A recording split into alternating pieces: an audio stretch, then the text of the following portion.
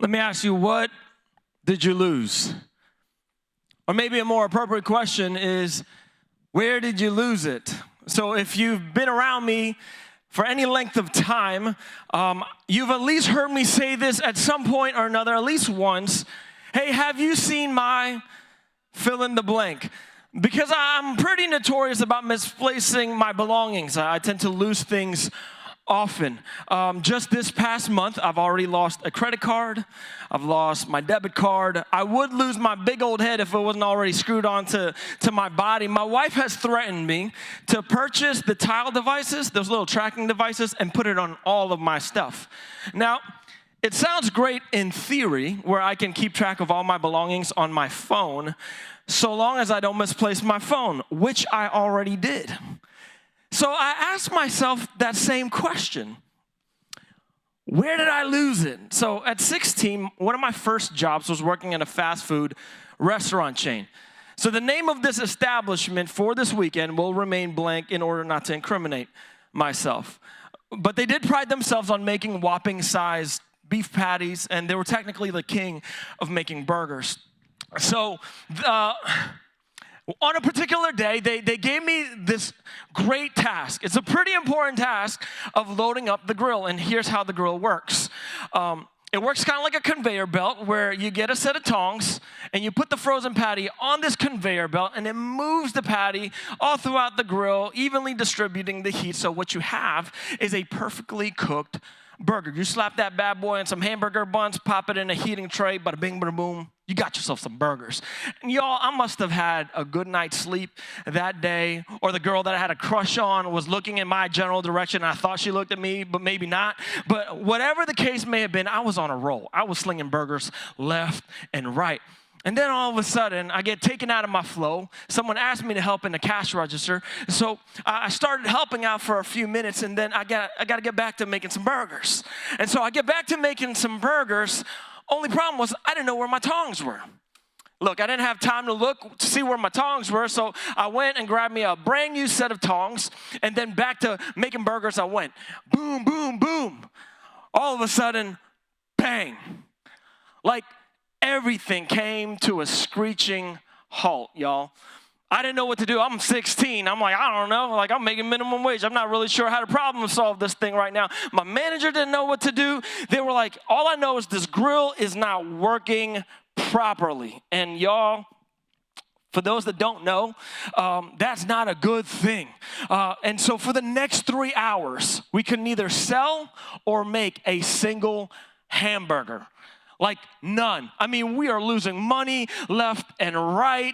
I mean, how would you like it pulling up to a burger place only to be offered a fish sandwich instead? It's like going to Chick-fil-A and expecting an awesome chicken sandwich meal. Come to find out, you pulled up on a Sunday. Nothing is happening that day for you. And so here's management. They send over a technician to see what was going on in our store. And sure enough, the technician opens up the grill. Lo and behold, there is a melted set of plastic tongs that had melted and lodged itself into the grill, stopping the entire operation. For clarity's sake, I can neither confirm nor deny that was actually my set of missing plastic tongs. But conveniently, the moment they found those set of tongs, it was time for me to clock out. Now, let me ask you again, what did you lose? Maybe you didn't lose a set of plastic tongs, but maybe what you lost was a little bit more valuable. And it's got your life at a screeching halt. It's got your mind at a screeching halt. It's got your relationships at a screeching halt, where you wanted to build a family, and so you started to have kids, but what you did not anticipate in losing was your peace of mind. You didn't intend of losing your patience for raising your little ones. Where you set out to finish that degree program and you got hired for that dream job of yours, but what you did not anticipate in losing was the passion for the work that you're doing. Now, I don't know if you're anything like me, but I tend to roll my eyes anytime I ask people to help me look for something. Hey, can you help me find such and such? I roll my eyes at the ones that end up asking me questions. I'm like, look, I'm not trying to do an interview with you. I'm just trying to ask to see if you can help me look for something. And here's what they typically ask. Well, where did you lose it? Well, the reason why I roll my eyes is if I knew where I lost it, it wouldn't have been lost. You see how it makes sense in my head? And that same question was actually presented by a man of God, a messenger of God by the name of Elisha. He was a prophet, and he asked this very similar question to a man that had lost something really valuable to him. And as a matter of fact, it actually didn't even belong to him. It was something that was borrowed, and so he asked Elisha for some help. Elisha, can you help me find this item of mine? And so Elisha says, well, where did you lose it? Where did it fall? And so I want to pick up this story in 2 Kings chapter 6. And it's only about 7 verses. And I believe these next 7 verses is what God is going to use as a foundation to speak to all of our hearts this weekend, to that very thing that we feel like is missing in our life, to the thing that we feel like we lost. So if you have your Bible, turn with me to 2 Kings chapter 6, verse 1. And it reads as follows. The company of the prophet said to Elisha, look, the place where we meet with you is too small for us. Let's go to the Jordan where each of us can get a pole, and let us build a place there for us to meet. And he said, go. Then one of them said, won't you please come with your servants? I will, Elisha replied, and he went with them. They went to the Jordan and began to cut down trees. As one of them was cutting down a tree, the iron axe fell into the water. Oh no, my Lord, he cried out. It was borrowed. The man of God asked, where did it fall? Where did you lose it? When he showed him the place, Elisha cut the stick, threw it there, and made the iron float. Lift it out, he said. Then the man reached out his hand and he took it. Maybe you're wondering, how in the world, Jay, can a missing axe head have any significance in what I've lost in my life? You see, Elisha was training up these junior prophets, so to speak. They wanted to be like Elisha, and so Elisha's training them up, and they ran into a problem. My place is too small, Elisha, but I got a plan. I want to add some additional rooms. I want some space in this living room here. I got a plan, not knowing that the plan was going to present another set of problems. You ever find yourself in that place before, where you found a problem, and so you thought of a plan, not knowing that the plan was going to have a different kind of problem. See, this is what happened to this man down there. He started swinging his axe, and all of a sudden, somewhere along the way, he lost his edge. How many of us can relate to that? Where it seems like you're swinging away at life and you're wondering why nothing is falling. You're swinging away and you're saying, Jay, I'm swinging away at this marriage and I'm not sure why it's not working. Jay, I'm swinging my hardest to try to get this raise and it seems like nothing is falling down. I'm swinging away trying to get my kids to listen to me, but nothing is happening. Perhaps the reason why nothing is falling down is because something has already fallen off. And maybe the prophet in this story was not the only one that lost their edge. You and I, we've lost our edge at times. We've lost our passion. We've lost our joy. And the thing about this axe head was, it wasn't even his. It was borrowed. And so back in those days, it was unusual for a student of Elisha to have a lot of money. So you didn't have a lot of axes just laying around. And so this man had to borrow it from a friend. Now, imagine if you had something of value, maybe it's a car, brand new car. Now think and imagine a brand new car, your dream car, and your friend asks you, hey, can I borrow your car?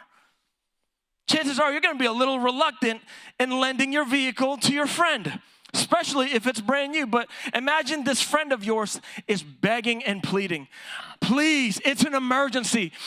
I need this to get to the hospital. Chances are you're probably going to lend them that car. This is exactly what this man had to do. I had to beg for this axe to be borrowed so I can start chopping down some trees.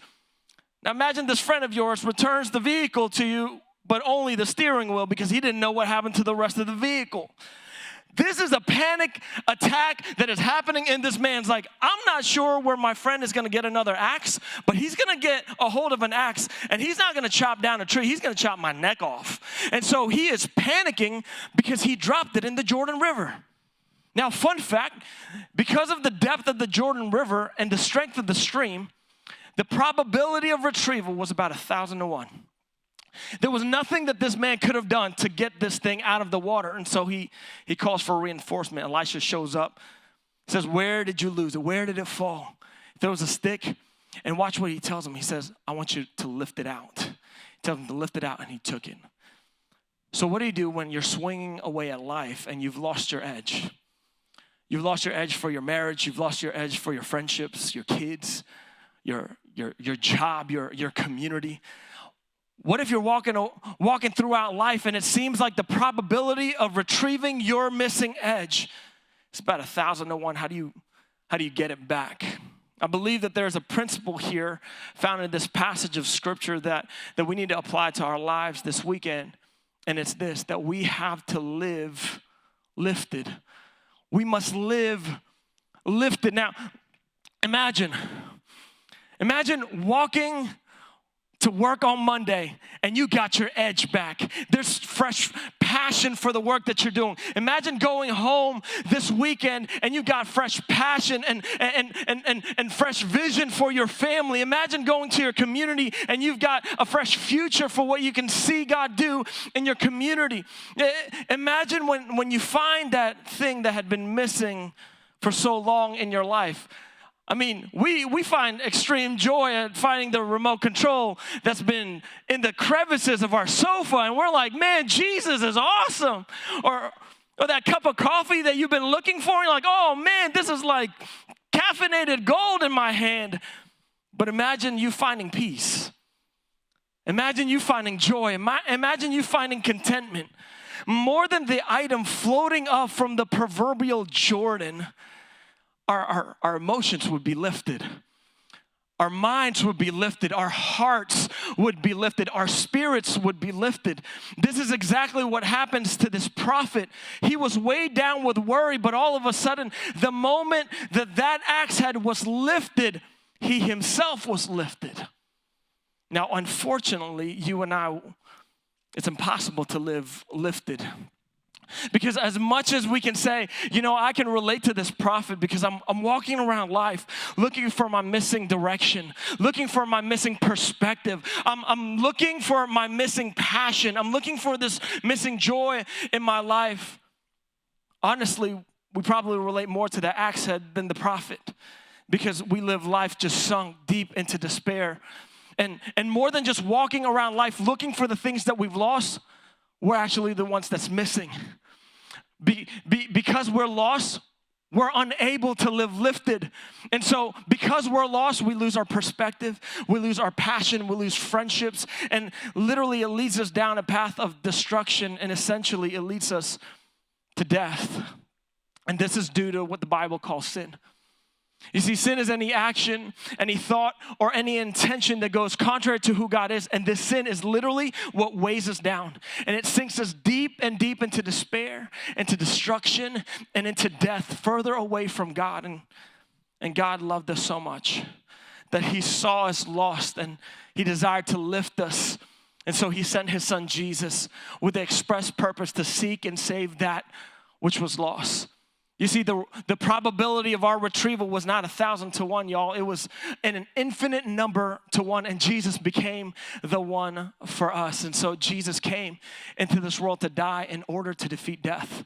Here's what Jesus did. He experienced judgment so that me and you, we can find peace. We can find joy. He experienced pain so that we can experience the promise of God. He experienced death and gave up his life so that we can find life, so that through his death, as we place our faith in Jesus, we can find forgiveness with God. But more than that, the Spirit of God was alive in Jesus and raised Jesus, lifted Jesus out of the grave so that those that will believe in Jesus by faith would too be lifted in order to live a lifted life, a new forever life. And so how does this work? You see, God's Spirit that's alive and eternal and makes his home into our spirit. And the spirit of sin, it moves out. The spirit that weighs us down, it moves out. The spirit that causes us to live lost, it moves out. And the spirit that raised Jesus, lifted Jesus from the grave, it moves in. And as it begins to lead our lives, it lifts our lives and it causes us to live lifted. And so how do we truly live lifted this weekend? I want to give us some connecting thoughts this weekend. The first is this. To live lifted, you have to invite God first. To live lifted, invite God first. It says this in 2 Kings. The company of the prophets said to Elisha, look, the place where we meet with you is too small for us. Let's go to the Jordan where each of us can get a pole. And let us build a place for us to meet. And he said, go. Then one of them said, won't you please come with your servants? I will, Elisha replied. And he went with them. Now, these individuals came to Elisha with what they considered a really good plan. Now, only problem was it wasn't necessarily Elisha's plan. That's kind of like me saying, hey, God, I know that you're the creator of the world. I know that you've destined my days from start to finish. But in the slight chance that you overlook this crisis that I'm going through, overlook this thing that I'm missing right now, I've got a plan for you, God. I got a plan to make it better. You see, it wasn't narrowly a bad plan to build a bigger space. Only problem was they were excluding Elisha's part in it. You can tell that Elisha wasn't really thrilled about the plan to begin with, because when they told him about the plan, here's what Elisha's response was. Go. Kind of sounds like a parent that doesn't really want to deal with all the stuff that's going to happen. It's like, hey, can I play with Play-Doh? Hey, can I play with sand here? Yeah, go. It's going to create a bigger mess. It's going to create a bigger problem. And so he's just telling him, go. I'm just not going to go with you. You know, it was a good thing to build a bigger space. It's just Elisha just wasn't going to play a part in it. You and I, we can do a lot of good things and God not be a part of anything.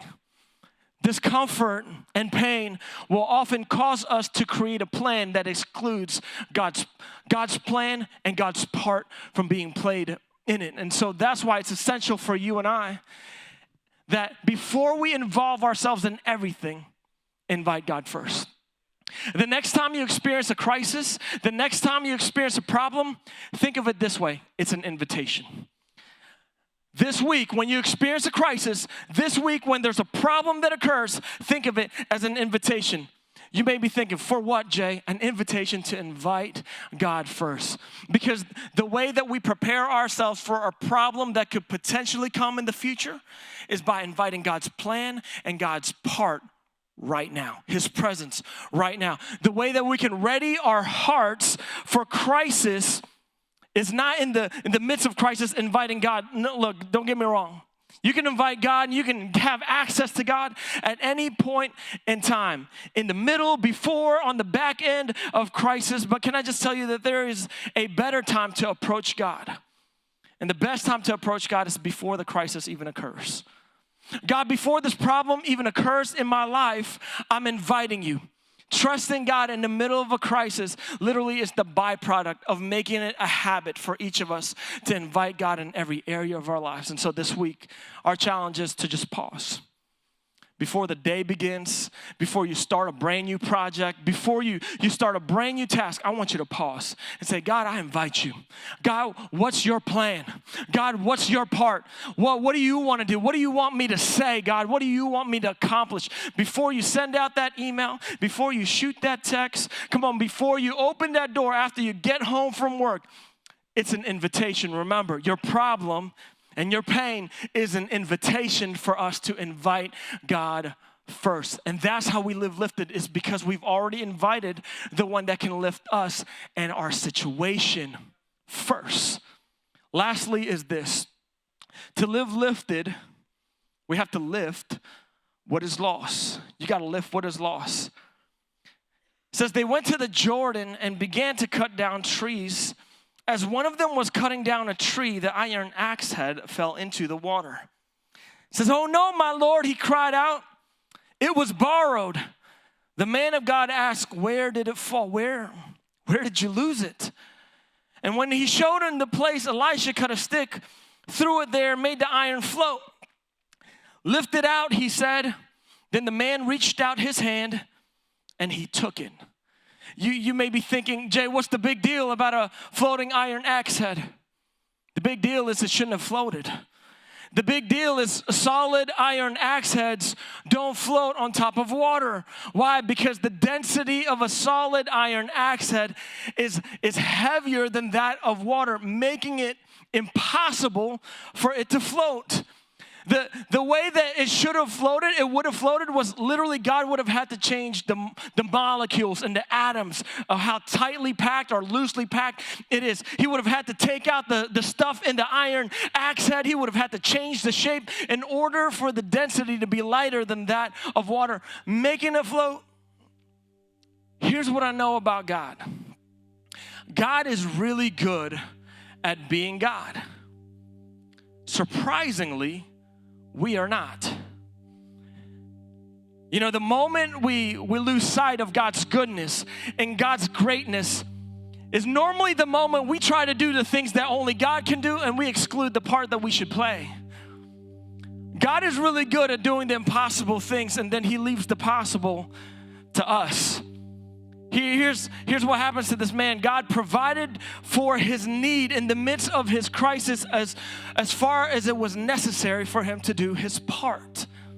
Here, this man saw this iron axe head float, and I'm a firm believer that the same God that can make an iron axe head float, he could have done this. He could have told Elisha, here's what I want you to do.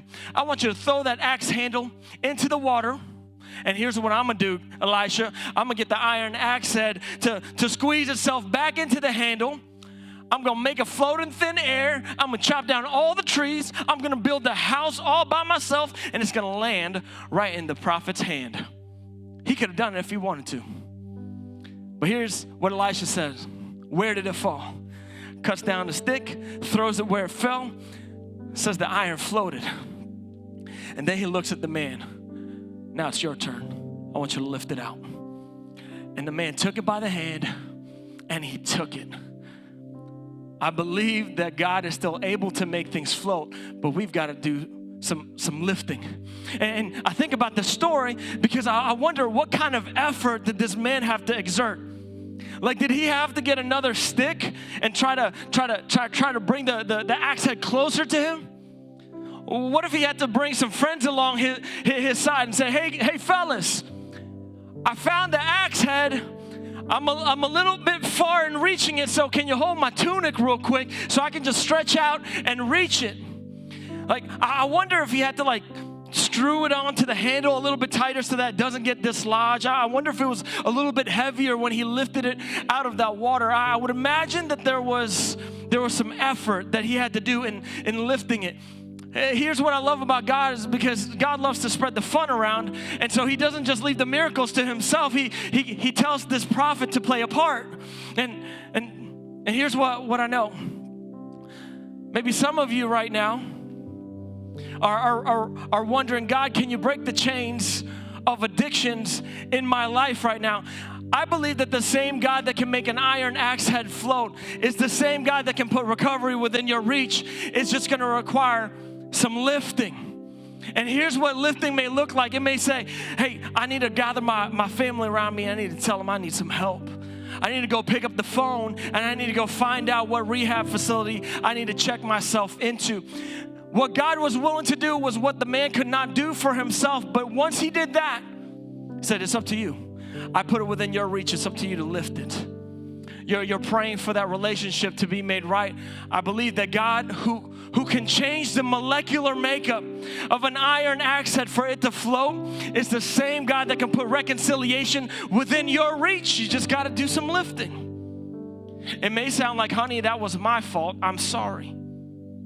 I love you. We need to go to counseling. Or I forgive you.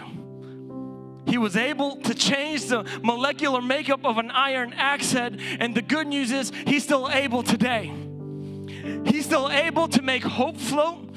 He's still able to make faith float. He's still able to make love float. He's still able to make vision float. He's still able to make whatever it is that we're missing in our lives float up, but it just requires some lifting on our part.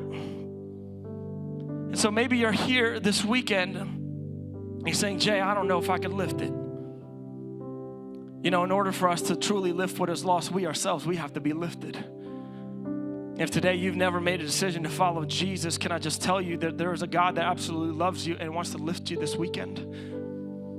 Wants to lift you this weekend. And so if you've never made that decision, would you make that your response today? Would you say, I'm turning away from that life of sin. I'm walking away from that sin that causes me to live lost, and I want to be lifted by the leading of the Spirit of God. And so I place my faith in Jesus. And so if that's you this weekend, whether you're joining us in person or online, here's what I want you to do. Would you let us know? Simply text the name Jesus to 81411. I want to let you know that you have a family here that want to lift you up in prayer, that want to shower you with celebration in this new life of yours. If you're here this weekend and you've already made a decision to follow Jesus, what's that plan that you've already handed over to God? Saying, God, here's my plan to fix this problem.